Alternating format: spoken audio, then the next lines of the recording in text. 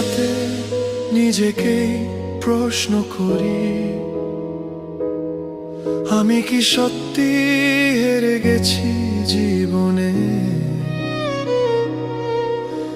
স্বপ্নগুলো কেন ভেঙে যায় বারবার? ভুলটা কি ছিল আমারই সিদ্ধান্তে? আমি কি ভুল পথে চলেছিলাম,